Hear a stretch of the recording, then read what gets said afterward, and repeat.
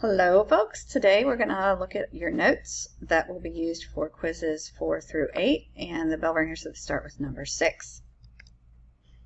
So moving right along, we are going to start with musical terms, and our musical terms are usually in Italian, just based on there were a number of composers that started in Italy, and this is what we stuck with.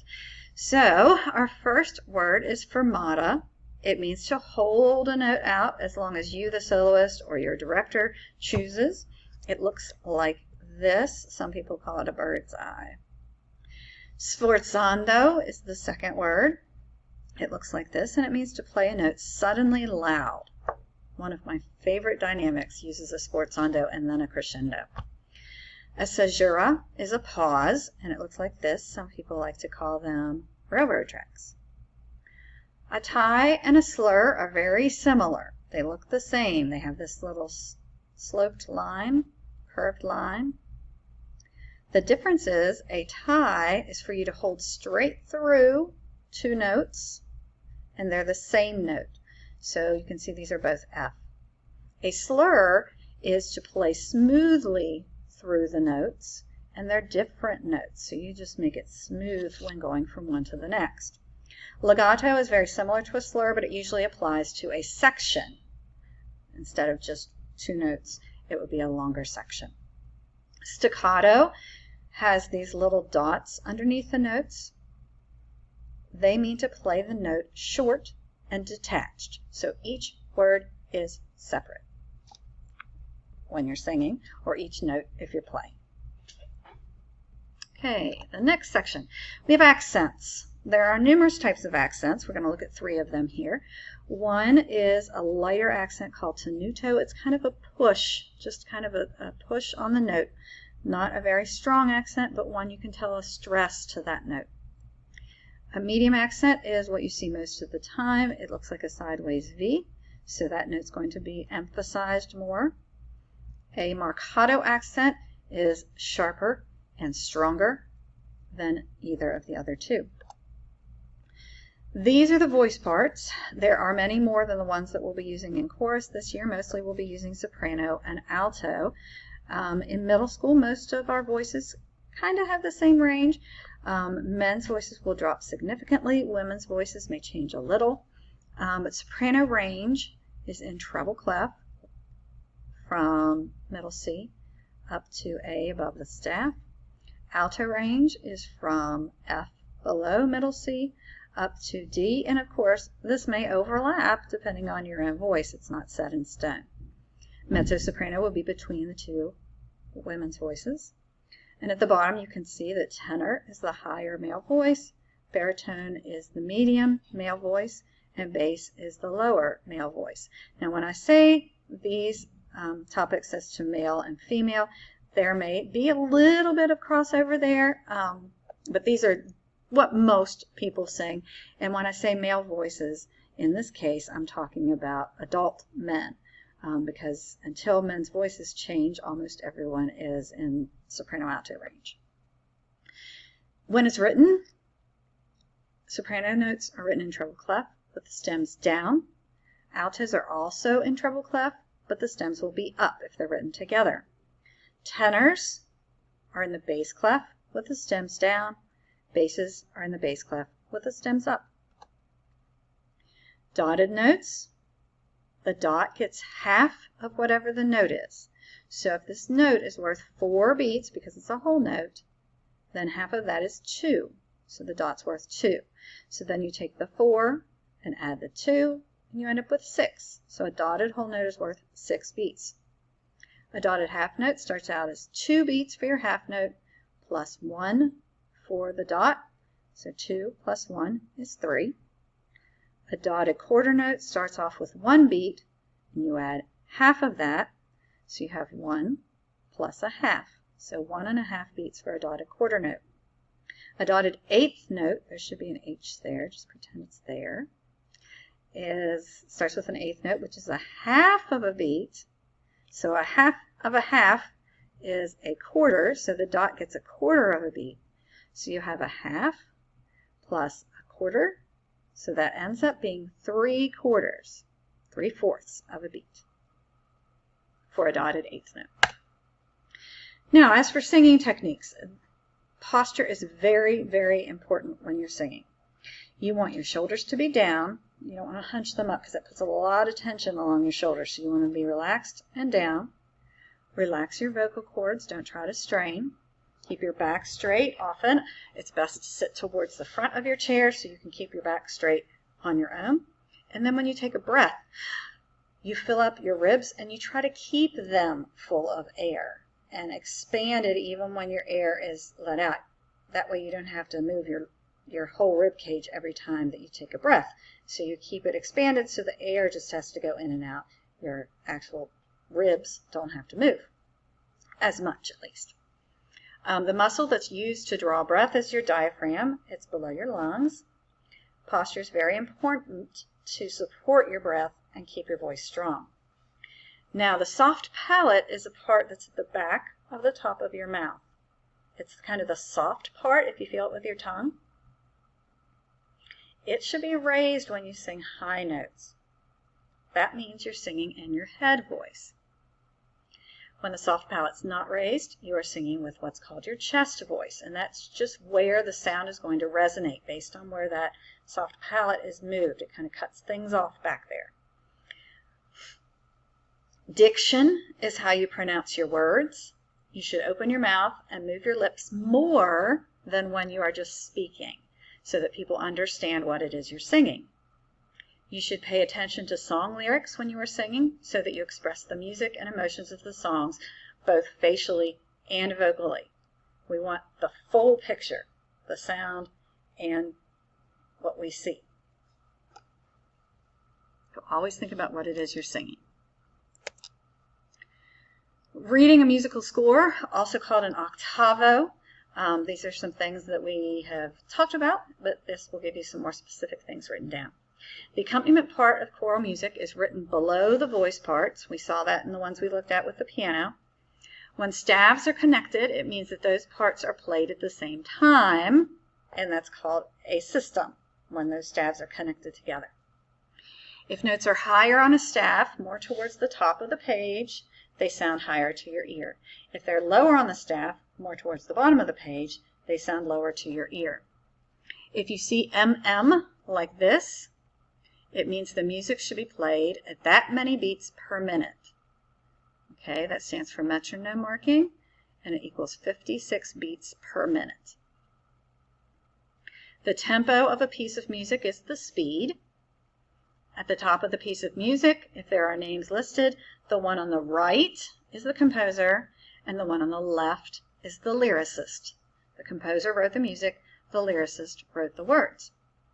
Unison means everyone plays or sings the same pitch, and harmony means musicians play or sing different notes that sound good together.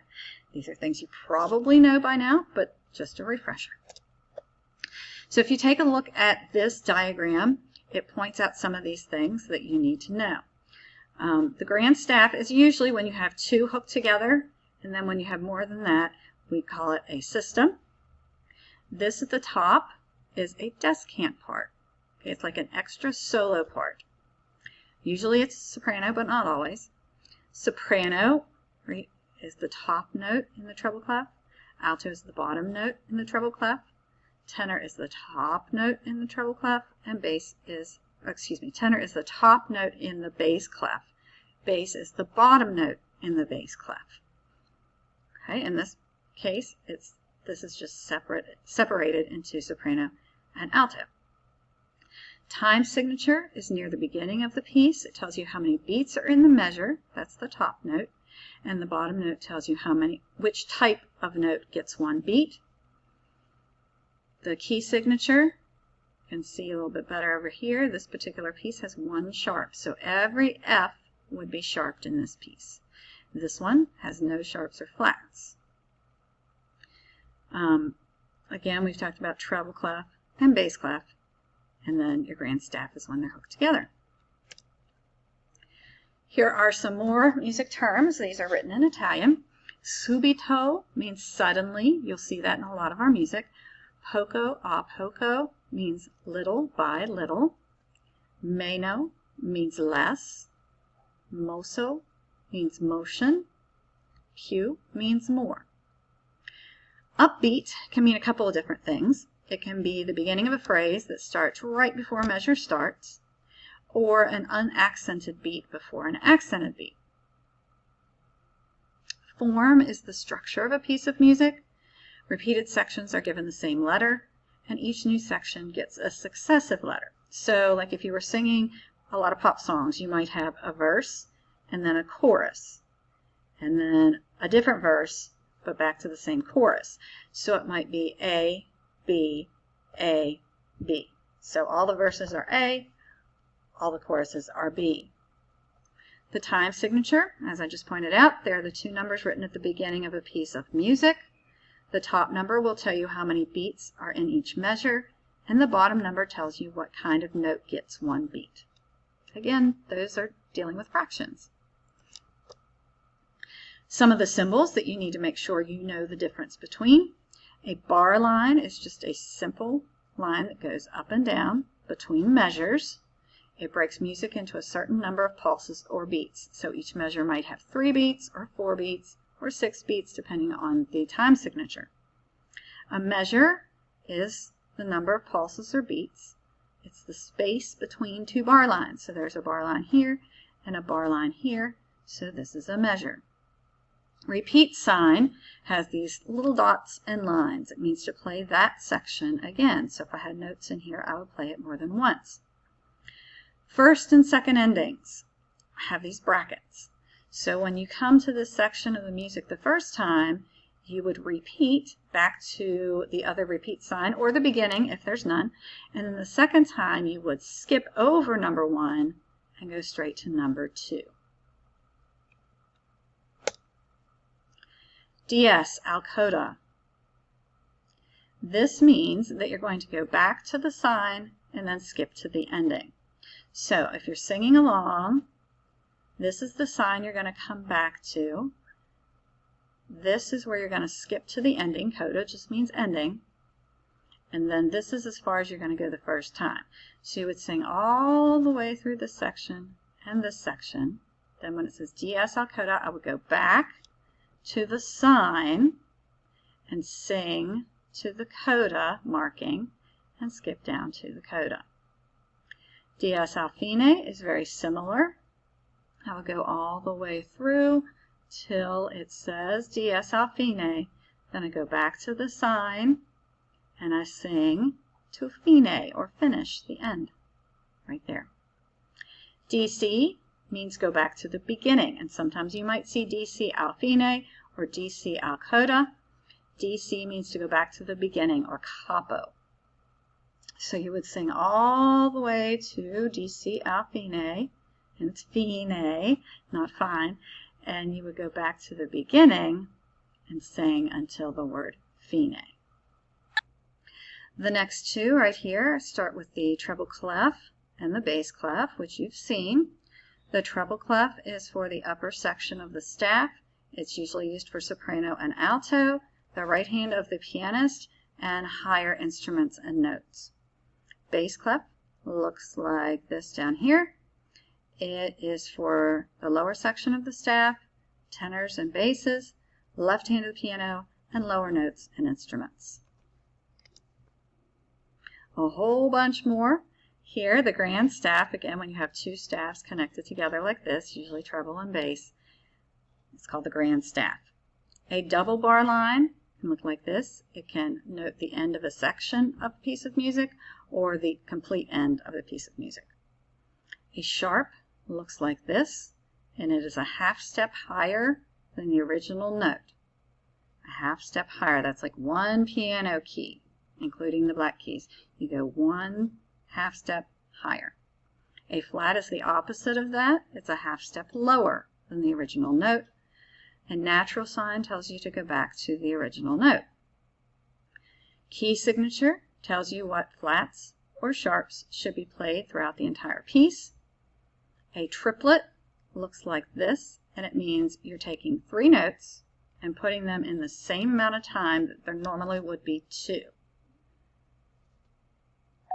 Common time, is 4/4 time. It can be written like this or with just a C. 4/4 time signature, 4 beats to the measure, quarter note gets 1 beat. Cut time can be written as a C with a line through it. It's 2/2 time. So 2 beats per measure, and the half note gets 1 beat. So it basically makes everything cut in half. A major scale is a series of musical notes with a specific pattern. If you were to play it on the piano, the easiest one to play is from C to C because it's all white keys. Everything else, any other scale, is going to have some black keys in it. You start with a whole step, which is from 1 note to 2 notes above it. This is a half step right here from C to this black key, which would be C sharp, and another half step right here to D, because this is in between. So there's a half step, there's another half step. So the first one is a whole step. 2 halves make the whole. Then you have another whole step, and then after that you have a half step. Notice there's no black note in between, so that's a half step. Then you have a whole, with 1 note in between, a whole step, and then the last one is a half step. For dynamics, we go from very soft, 2 P's for pianissimo, to soft, piano, with a P, medium soft, mezzo piano, MP, medium loud, mezzo forte, MF, loud is forte, F, very loud is fortissimo, 2 Fs. It makes sense once you remember that piano is soft and forte is loud. Crescendo, this long sideways V, is getting louder gradually. So it's getting bigger as you get louder. This is the opposite of that. It's getting smaller as you get softer. It's called a decrescendo. Ritardando is abbreviated RIT period, and it means to slow down gradually. Molto means very. Diminuendo is abbreviated DIM period, and it means to get softer gradually. It's similar to a decrescendo. Grand staff we talked about. And a descant, we talked about just a little bit, is an independent melody, kind of a soloist line, that's usually higher than the rest. And that's it. Hopefully you got it all. Remember, you can look at this video anytime you need to. You can also use the PowerPoint. So hopefully you're using this when you're reading your music.